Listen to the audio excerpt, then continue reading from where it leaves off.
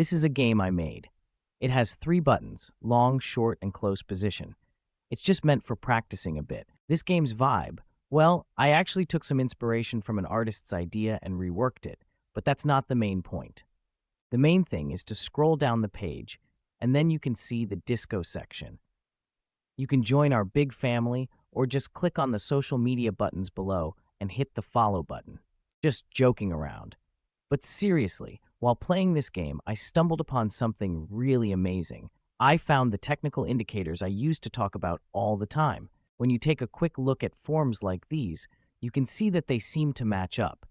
But since I wrote the logic code myself, I know what's really going on. It actually refreshes every 500 milliseconds, and each time it randomly goes up or down by less than 1%.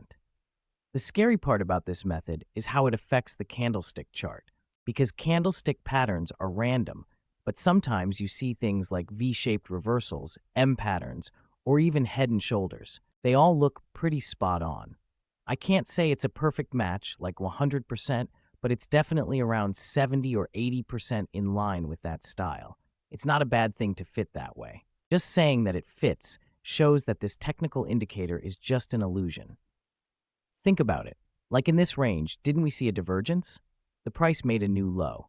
The indicator hasn't set a new low, or in other words, the MACD hasn't hit a new low either. So we've got a divergence here, and where there's a divergence, there's a potential turnaround. So it had this rebound, or even a reversal, which seems reasonable, but we need to remember that it's a result of random generation. Does that mean using technical indicators to place orders is really just an illusion? Like, I'm just imagining things? Whether the market is going to go up or down, or if it's breaking through a resistance line and starts to rise, the truth is you really can't predict where it's headed in the future. So, this rise and fall is like a 50% result, right? Just like recently with Trump, he might say some wild stuff, and then the whole market could go crazy, either dropping or shooting up. What's going on with that? Can you guess? Of course you can't. Anyway, down below is a recording of me playing this bull and bear battle game. Just a video of me simulating placing orders. All right, let's get started. I'll zoom in a bit to show you what's going on. So right now, the MACD is above the 0 line, and it's showing a golden cross again. It still seems pretty random right now, so I'll go ahead and take a long position. Great, just as I do that, the price drops. Guess I'm not having the best luck, huh? Let's give it another shot. Open up a bit more for him. If we do that, the cost line is actually going to come down a bit, and, check if it's making money right now. If it is, let's quickly close the position. Honestly, my approach is pretty noob. When it drops, I go long, and if it drops again, I just keep going long. My current strategy is to go in 100% right away. And then when I buy again, it's like I've doubled my leverage, which is 4 times up. So now it's already at 8 times, which is actually quite high. If he doesn't bounce back soon, I'm pretty much done for. But you've got to understand that Dang Hadia basically have a 50-50 chance right now. It doesn't really have a strong advantage. It's not like we're in a long-term downtrend or anything. Are you saying there might be a rebound? What about the ups and downs? It's really hard to tell. Just take a look. I'm about to game over. So right now you can see it's all gone, right? Look at your account. It's all 0 now. So the game's over, right? Okay, I'm just going to zoom in a bit on the market and set up a buy order. This time, let's start small, make a bit of profit, and then get out. It's all good. If we run, we can make more later. If you're looking to cash out after making some money, there is a way to do it. But it's not a guaranteed way to profit.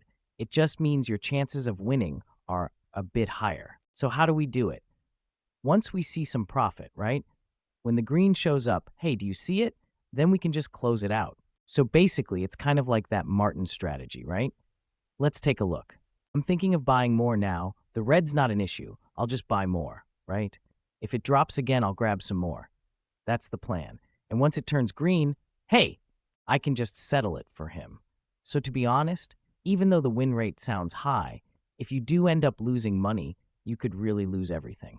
Since you've been adding to your positions, right?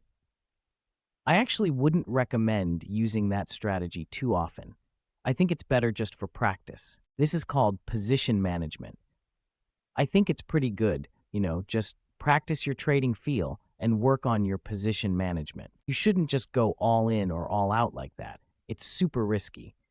Even though the market is random, talking about position sizing here seems a bit off, don't you think? But hey, you see it popped up, right? I mean, it's definitely better than being all in or all out, isn't it? All right, if anyone's interested, you can come and check out this game. If your score is decent, make sure to leave a comment. And if you didn't do so well, you can comment too. So, if you've stuck with the game for about 3 minutes, there will be an Easter egg, and this Easter egg is going to stand out. Let's see if anyone runs into it. All right, that's it for today's video. To wrap it up, you think you can avoid risks and catch trends with technical indicators, but it's all just an illusion. Catch you in the next video. For a structured learning path in developing Web3 projects on Solana and other EVM chains, make sure to follow our channel for more tech insights. If you'd like to join our bootcamp, head over to my Patreon. With a free subscription, you'll receive a Web3 project development learning blueprint, outlining the essential skills to quickly build your own dApp. See you there.